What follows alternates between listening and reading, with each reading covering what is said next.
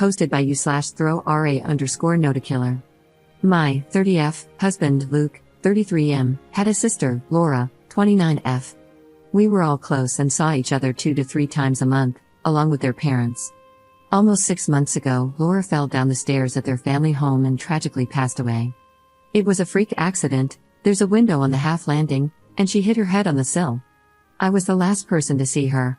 I was there for less than 10 minutes, and she was in her pajamas making coffee. I didn't even stay for a drink, and I struggle with how such a brief and meaningless interaction could have been her last. She deserved so much more. My husband and I have only been married for a year, but we've been together for 4 and have known each other for over 20.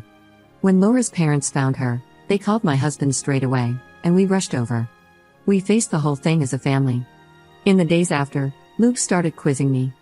Exactly what we talked about, what she was wearing, where we were standing, etc. It progressed to saying I was providing conflicting information, on tiny details he was deliberately misunderstanding, and accusing me of withholding information because I couldn't tell him things like what pajamas she was wearing.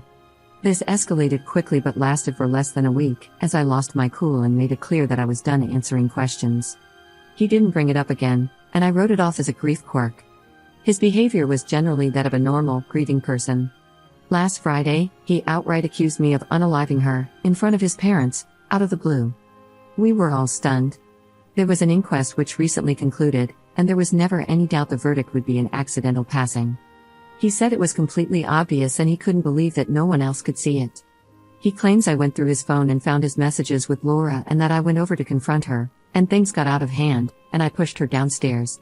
I have absolutely no idea what messages he's talking about. I have never looked at his phone. By the end, he was shouting about going to the police and getting the inquest overturned, and how I wasn't going to get away with it. Let me be clear, Laura and I had a great relationship. We all did.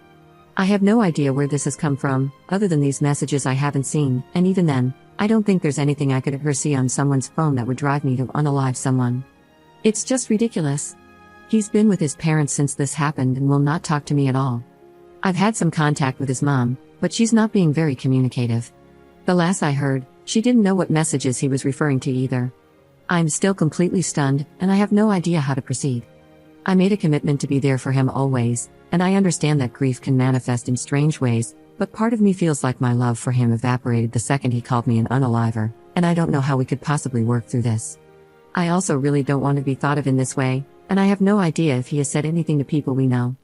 I obviously haven't. A brain tumor or psychotic break has crossed my mind, and I suggested it to his mother, and she just said she'll talk to him. Other than the questions before, he hasn't been acting odd. Obviously, he's been grieving, but he seems sane and sensible other than this. I feel like I'm going mad. Does anyone have any advice at all? Update 1. Firstly, thank you to those who helped me access my husband's messages. My husband's iCloud credentials were saved on an old iPad in his office, and I downloaded his backup last night. I have read all of his messages with his sister, and there is absolutely nothing like he describes. There were no crazy or even suspicious messages. I've searched for over 100 terms and scrolled back over years. I saw a side of them both I wasn't expecting, but nothing that explains the claim I unalived Laura over their chats. Nothing to suggest he was cheating, and absolutely nothing to suggest incest. I repeat, no incest. No weird gaps where deleted conversations or a switch to another app would fit. Just siblings making plans, sending memes, and gossiping. They said unexpectedly horrible stuff about a few people, but not me. It was a sort of relief, but it raised more questions than it answered.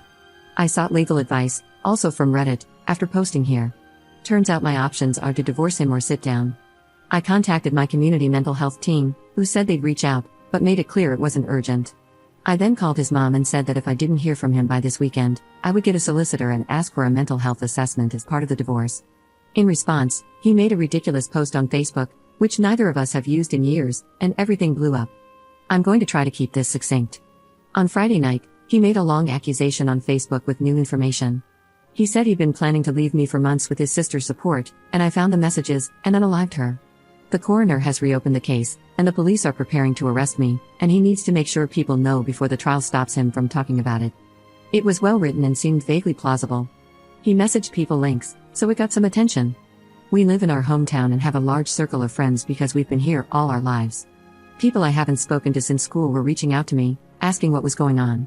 It was madness. In response, I posted the export of his entire conversation history with Laura. I linked to the chat along with a post explaining my side, and noted that I had changed my ex's iCloud and Apple passwords, and that if he wanted them back, he should comment on my post and update his own, admitting that he was lying. He eventually did. When I started getting messages about his post, I panicked, and changing his password seemed important to preserve everything because he'd know I had access. When I spoke to him the next morning, it was clear he wasn't having a mental episode at all, but was claiming one because he'd been caught in a big lie. As soon as he was outed, he called me, clearly drunk, begging and promising to explain everything if I deleted my post. I hung up and told him to call back the next day. He did, after many missed calls and texts, and he tried to bargain and guilt-trip me with his mental health until it was clear the wrong people had seen his conversation. It's hard to describe, but it seemed fake. It was too well rehearsed, and then this morning, when it was clear he was getting nowhere, he blocked me. Begging for mercy and reciting facts about mental disorders doesn't align with someone in crisis with a sincere belief that someone unalived their sibling. The question of why he did all this remains unanswered, and he will not be getting his passwords until it is.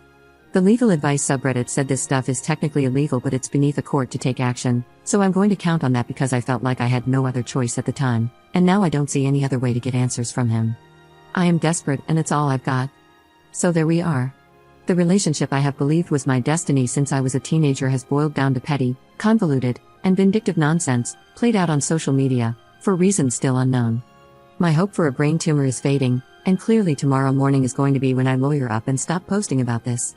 I am mortified. I have no idea whether some people might believe him, and I still don't know why this all happened in the first place. Sorry I don't have a happier update, and thanks once again to everyone who offered advice.